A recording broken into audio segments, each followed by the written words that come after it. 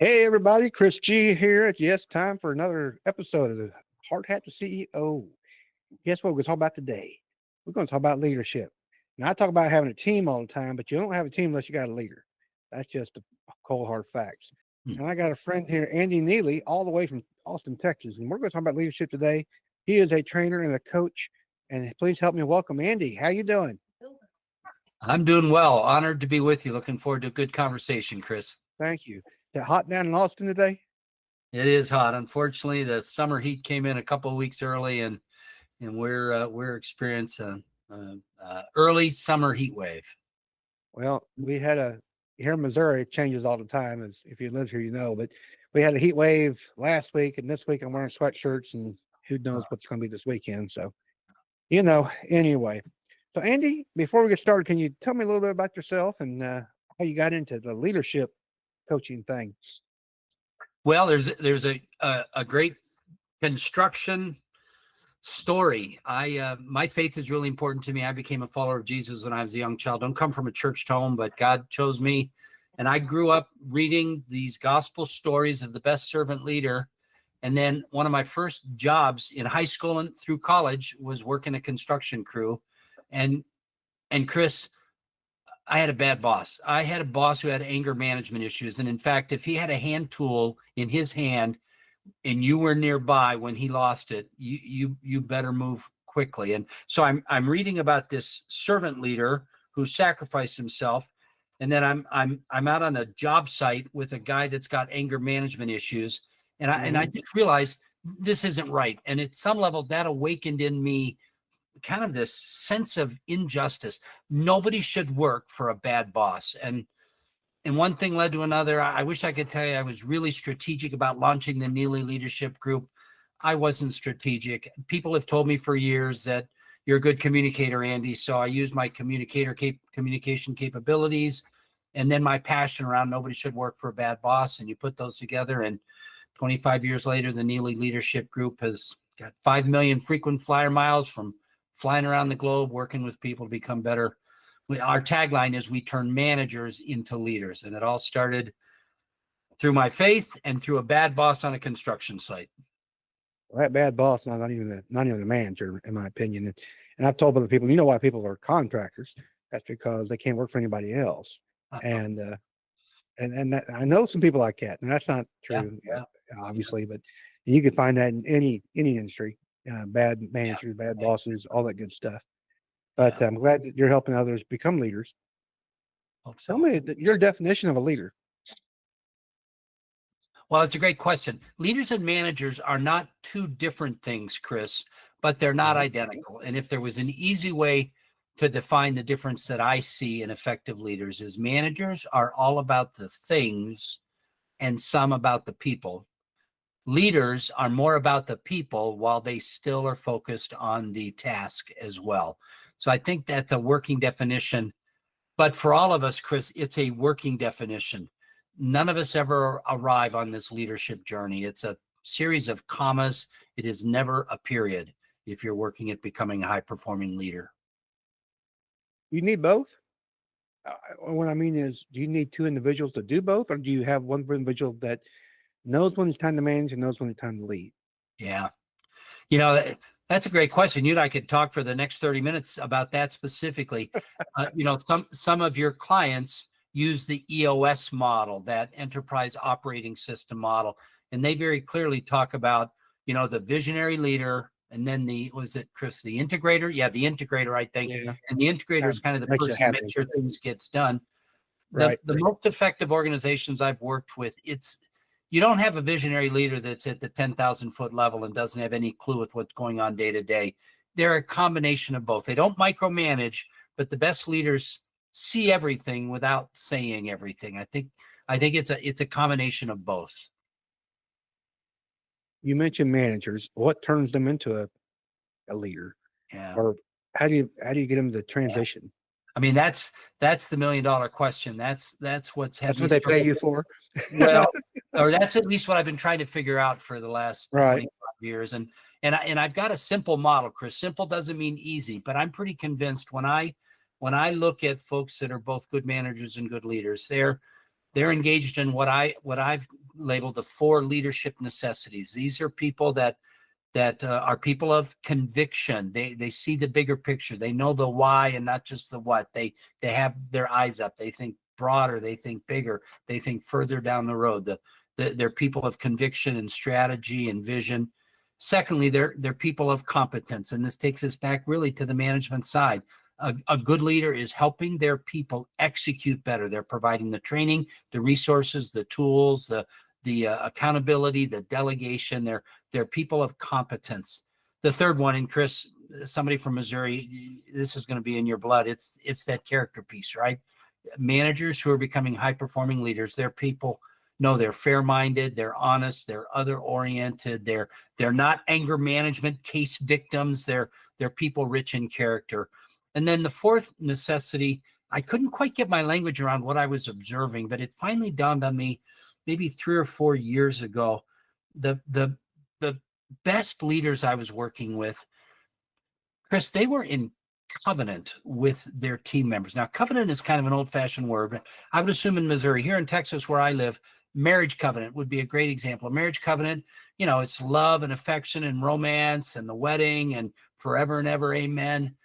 There's a personal side of this concept of covenant. Unless you get married, you may not realize there's also a legal document that's signed by an officiant and recorded with the county clerk. Covenant is both a personal and a formal relationship. And that was the final ingredient with me when I saw, that's what these leaders are doing. It's Andy is working for Chris and Andy's a good worker. He's used up all of his PTO this year, but his dad needs to be moved into a memory care center. And Andy needs 2 weeks to go back home and manage that transition. And somehow Chris figures out how to make it happen. It goes beyond HR. It's outside policy, but Andy needs it, and Chris, his boss, makes it happen. And as a result, Chris creates tremendous loyalty in the Andys out there, conviction, or covenant. So I haven't come up with anything new. There's nothing new in leadership since Jesus Christ and Marcus Aurelius 2,000 years ago. But this simple model, the 4 leadership necessities, Chris, I think if you've got managers that are wondering, am I becoming a high-performing leader? If they're working in those 4 areas, they're on their way. In your example, and I truly appreciate it. We used to back in the corporate years, I ran a business and 150 employees, and it's easier to let on smaller groups. It's easier to be more personable. Yeah. Now I'm not saying there's not contractors out there that don't have 150 employees, but it's hard to do because everybody has their opinion. Everybody has, well, you're treating him unfair, blah blah blah. And those are things that I think if it does come up, that, and you're going to work at your example, you're going to work it out with that guy. Yeah. Make an SOP, a standard operating procedure. So that way, here's what you and this gentleman agreed on. And that way, if it ever comes up again, you got to document, this is what we did last time.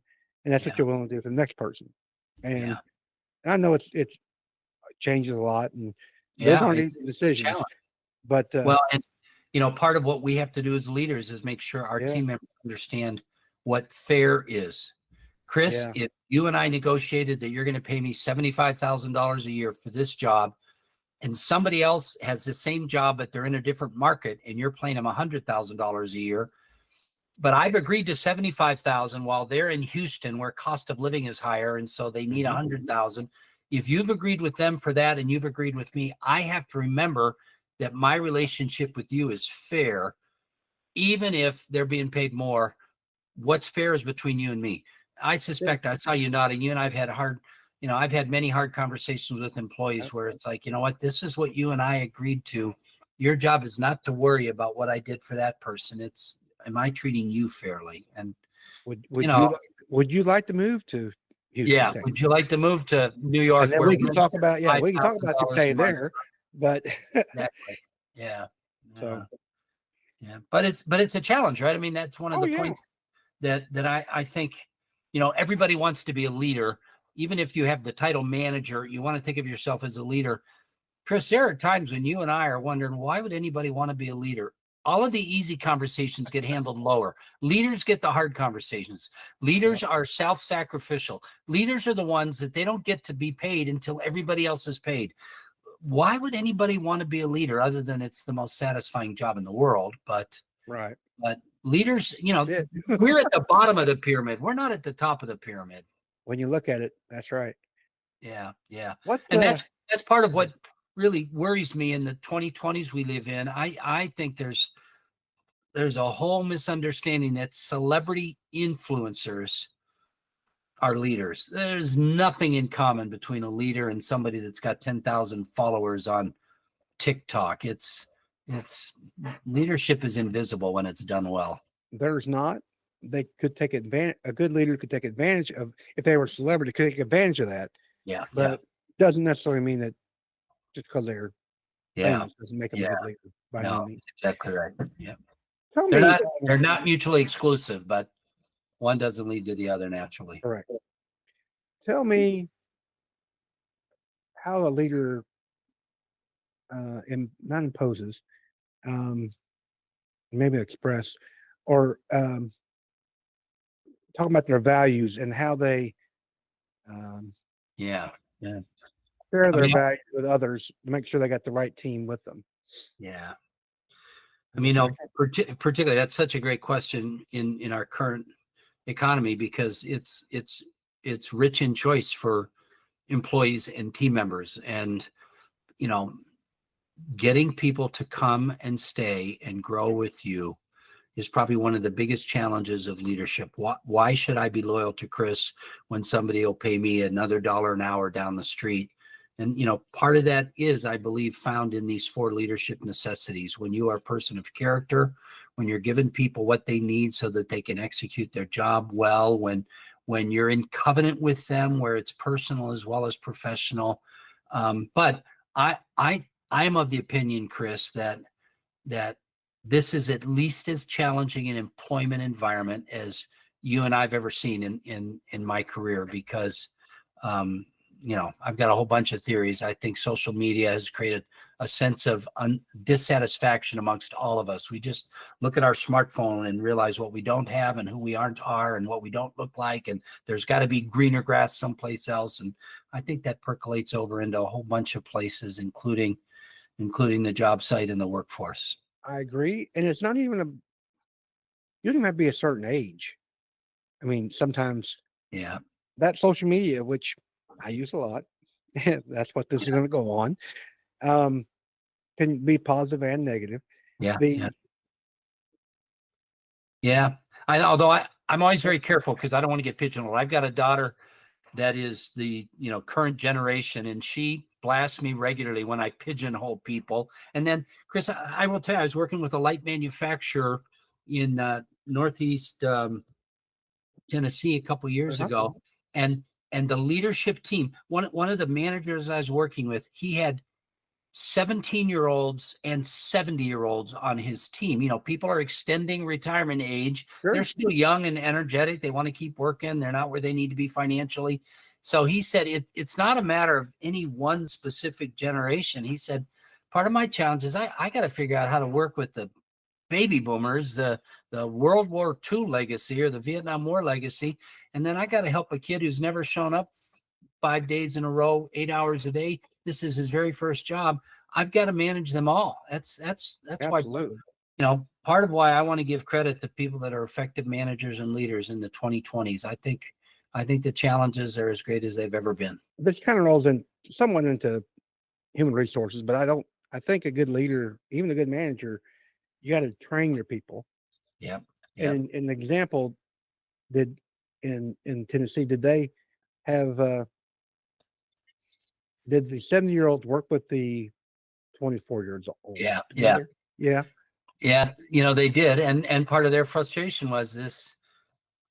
This idiot doesn't know anything. And of course, 53 years ago, when you were 17, you might not have known anything either. Exactly. But Chris, I do think, I have a pet theory that 2007 was the beginning of a new age. That's the year the iPhone first came out. And while there were smartphones before that, that really was the age when social media started taking off. And I think people's expectations grew. Our addiction to these devices grew. our dissatisfaction with our world grew because we saw how beautiful and smart and strong and rich everybody else was compared to us, and all those false narratives that I think, they've created a world of Karens and Kevins out there, and we have to work with all of them. In a previous episode, I was talking to a gentleman, and we were talking about just it wasn't necessarily leadership, but it was owning a business and having loyalty from your employees. And he was looking at it from one perspective, and he thought maybe he wasn't doing as good a job as he tried, but he didn't know how good a job he was doing. And then later on, they sold the business, and he met one of his old employees, and they were saying how much they looked up to him as the homeowner. So my question is, how do you know, or how do you teach your people to know that they're doing a good job being a leader? Yeah.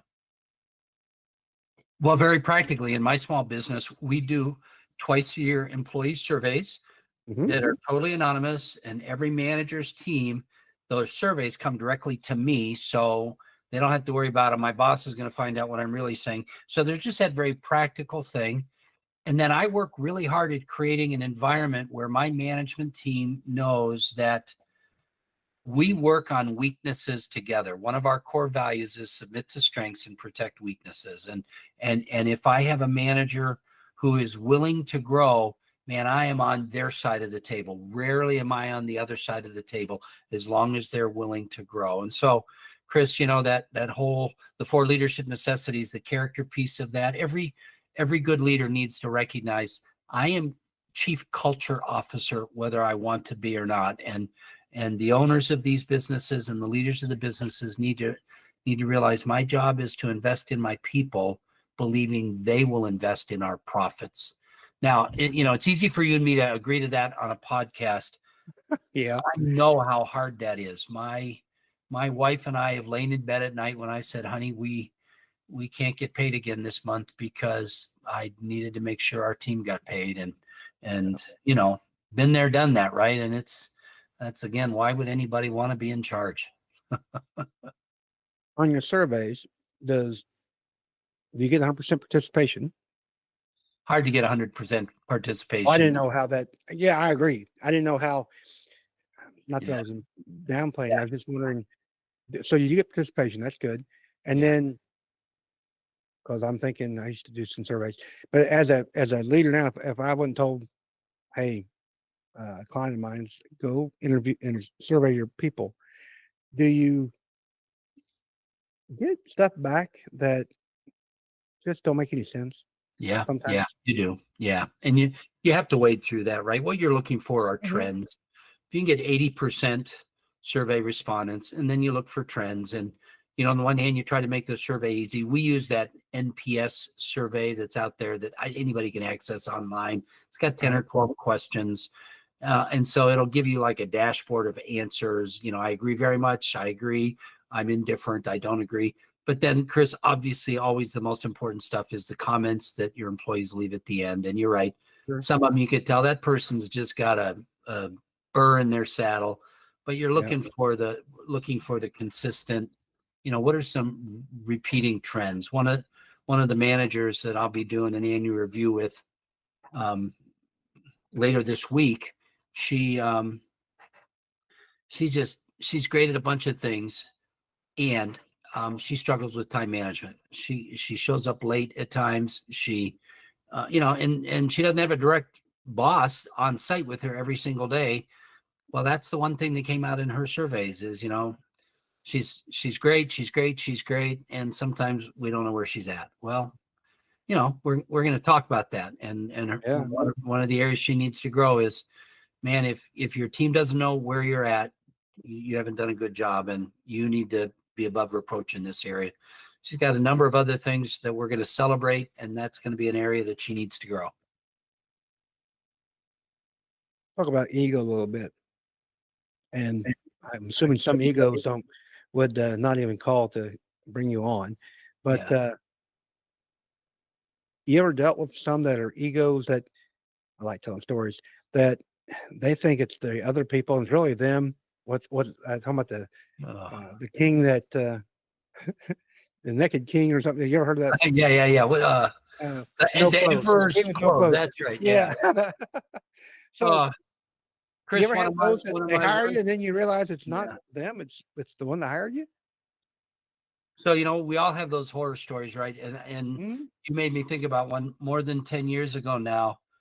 I was hired by some senior execs at an organization to go and work at a number of their locations to do this. I have a half-day workshop called the 4 Leadership Necessities.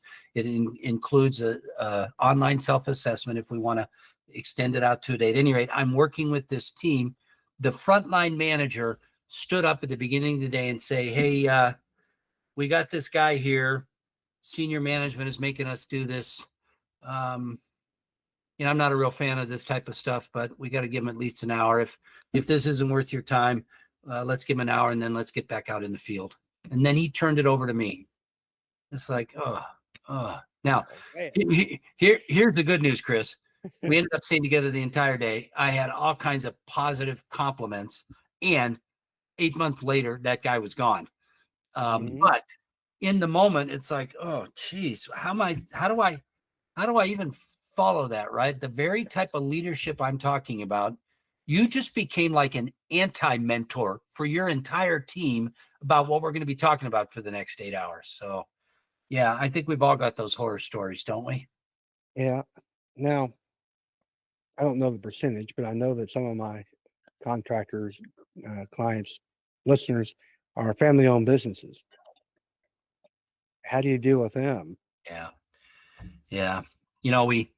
We talked earlier about leaders have the hard conversations. For family-owned businesses, those are some of the hardest conversations because Mhm. dad and son or parents and kids have a conversation at the dining room table.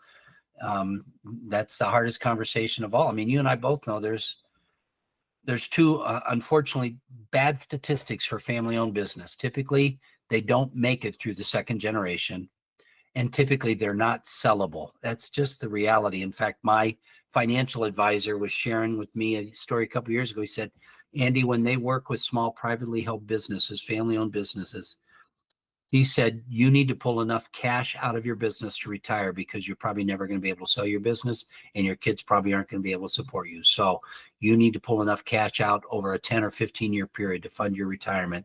So that's just the harsh reality that you and I try to live in. Can you and I come in and coach and counsel and help them manage those transitions? I believe we can, but the statistics are tough. Statistics are tough. I was interviewed, well, this has been about a month ago, and she has a HVAC company that they got from mom and dad and their siblings. Now, dad's still part of it. I guess mom is too, but the siblings are running the show. And one of the things they've done is that it's a good idea. They clearly define who's responsible for what. Yeah. That's almost now. They said at first they didn't, and they brought in a consultant as well, and that's what's like. You got to be clear and Yeah. understand. Yeah. And it's harder with being siblings because and everybody realizes this. You see these people on holidays and weekends. At least an employee who they get to go home at night. They get to go. You know, Yeah. yeah. You don't need to know what kind of beer they drink after hours. So Exactly. yeah, and while I bemoan those statistics that say most second generation businesses don't survive and most privately held family businesses aren't sellable, there are some great successes. We've got a plumbing company here in Austin, Texas, that is renowned in Austin, Texas for they're a multi-generation business, and every new generation the business has grown. And that's just, I mean, there's a neat, beautiful legacy, Chris. If you and I were doing this podcast 150 years ago, the only businesses we'd be talking to were family-owned businesses. Absolutely. And as a matter of fact, the one I was referring to, they've grown since they brought it on. Everybody does their thing, and they realize, and you have to realize sometimes it's like, listen, we're going to agree to disagree. Yeah. But this is my area of agreement that I'm supposed to be responsible for. I'm meeting the criteria that we've agreed to, and we're going to move on. Yeah. I worked with a fuel and lubricant company recently where the 5th generation family member had a seat at the table. We were doing some strategic planning, And the thing that really encouraged me, Chris, is he was indeed the smartest guy at the table, and he was not a slacker. And I thought, man, one, he was raised well, and two, he's taken it upon himself to raise the bar. So, it happens. It can very well. Yeah. Yeah. Is there a certain amount of people that a business should be a size of? And I know we're in the world of corporations that are huge. Yeah. I read one time, this has been years ago, and I could see it, that the magic number was 150 Yeah. or less. Yeah. And the thought was, if you got to 150, which is not to say don't grow, but open another building and start building it up to 150. Well, it's interesting that number came from this British researcher. It's called the Dunbar number. And Okay. and it talks about the circle of 3, the circle of 5, the circle of 15, the circle of 50, and the circle of 150. And part of that circle of 150 was you as the CEO or me as the owner of the business. While I won't know everybody in the plant deeply, I can keep 150 people. I'll recognize them. They'll recognize me. You get bigger than that, and all of a sudden there's so many layers that you never really interact with them. So here's the other thing I know. I've worked with management teams for years, and the best hands-on managers, 8, 9, 10, 11, 12, you can't really daily hands-on manage more than 8 to 10 people. You can supervise them, but you can't really work alongside them and delegate and train and hold accountable and encourage and develop. There's just not enough hours in the day for a single manager to manage more than a team of I think the ideal numbers that I talk about a lot of times are 7 to 11. So can you lead more than 150? Can't manage, but can you lead more than 150? Yeah, I think so. As you think about those 4 leadership necessities, vision. You just got to have people underneath you, right? You've got to have your team that then leads their team well. But can you continue to demonstrate those 4 leadership necessities, one with your direct team, and make it part of the culture of your organization? I've got about 175 people working for me in our multi-unit business these days. Truth of the matter is, Chris, I don't know a lot of them because we're in multi-units. But I know their managers, and when I've trained their managers well, their managers have invested our culture and our core values so that their shift people that I've never met reflect the Kool-Aid that I want everybody to be pouring. As we talk, trying to be humble. Obviously, I try to do a good job, and this is more of a question for myself almost. And I know some of the answers, but the question is, how do you articulate? What's the best way to articulate to your team your vision? Yeah. Because I got it all up here, and sometimes what comes out of my mouth isn't what it's all running all the time, And I'm sure a lot of entrepreneurs are the same way. You're always thinking about something. Yeah. And you think you're asking some good questions. Yeah. Yeah. Recommendations there. Yeah. I mean, I think 2 things come to my mind. One is, you're the leaders that are dialing in, listening to you, Chris, they just need to know, they need to have some core values, and beat those core values to death. I worked with a team early last year, and one of their core values was, we want to win. At the same time, I was working with another team, and he said, I got 2 core values. I want to be number 1 or number 2 in every market I serve. And I want to be the employer of choice for the people in my markets. So there was 2 different approaches. The one was, we want to win. These are all we're expecting are high performers. I want people that love to work 60 and 70-hour weeks and win at everything. The other one was, I want to be the employer of choice in my markets. And neither one of those was right or wrong. It just attracts a different kind of person. So that's the first thing. Be clear about your core values. And then the second thing, Chris, is everybody that's in a leadership position needs to recognize they are chief communication officer. They've got to be communicating regularly. I write a weekly 1-page Andy's Axiom that I distribute to all of our facilities. That's thought leadership. That's why we're doing what we're doing and how it's important. It's success stories I hear about. It's challenges we've overcome. And I drip, and it goes into every one of our facilities. And I think probably for the frontline workers, Some of them don't even read Andy's axiom. Others remember one from a month and a half ago, but it's my opportunity to drip, drip, drip on a consistent basis. Chief Communication Officer. Every leader needs to recognize that's part of their job. Before we wrap up, Andy, I have another thought, and it's from the notes I've got here. I have a virtual assistants team. I work with virtual assistants. I don't know if you do or not, but one of the things how do you manage or even lead virtual teams when they're not in the same room with you? Yeah. I mean, if this concept of chief communication officer means anything, it means I got to be communicating virtually as well. The good news is in the last 5 years, we've all become more agile with Google Meets, with Zoom, with WebEx, with Teams. And one of the things I kind of get up on my soapbox about is, there is this movement in many industries, death to meetings. The fewer the meetings, the better. We don't want to waste anybody's time. Leaders, part of what you and I need to recognize is we oftentimes do our most important work in meetings. Be brief, be bright, have an agenda, but if you're working with a remote team, you need to have camera time with them regularly. I'm not sure what regularly looks like for you. For me, I've got 5 remote teams. We've got a weekly Teams call that we're together every week for at least an hour. And I would assume that good leaders recognize part of our leadership is accomplished in those meetings. Cameras on, microphones off mute. We're all fully engaged, and you get to hear from Chris. You get to hear from Andy. Andy gets to hear from you. Chris gets to hear your perspective. Well, Andy, if somebody wanted to reach out to you and bring you over to help them be a better leader, how would they get hold of you? Well, Neillie Leadership Group, and the good bad thing, Chris, is my last name is not as easy to spell as Gilman, but if you get it right, you'll find me because I'm the only one. Neillie, NeillieLeadership.com.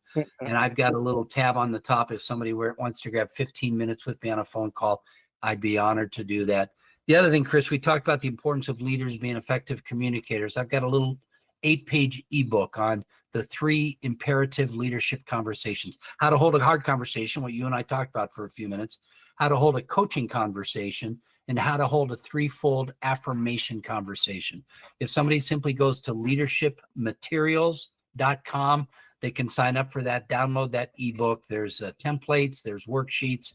The leadershipmaterials.com will also get them connected to me. Awesome. As always, down in the show notes below, there'll be a link to Andy's stuff, as well as a link to my free breakthrough session. If you have one, that if you enjoyed what we talked about today and want to become a better leader or work with your business to become a CEO and not a hard hat, that's where you go. And as always, join the Facebook group, Hard Hat CEO, where you get great information and that you might not get here. So, Andy, thank you very much. It's been a pleasure. My pleasure, Chris. Great conversation. Great conversation. All right, everyone. We'll see you next week.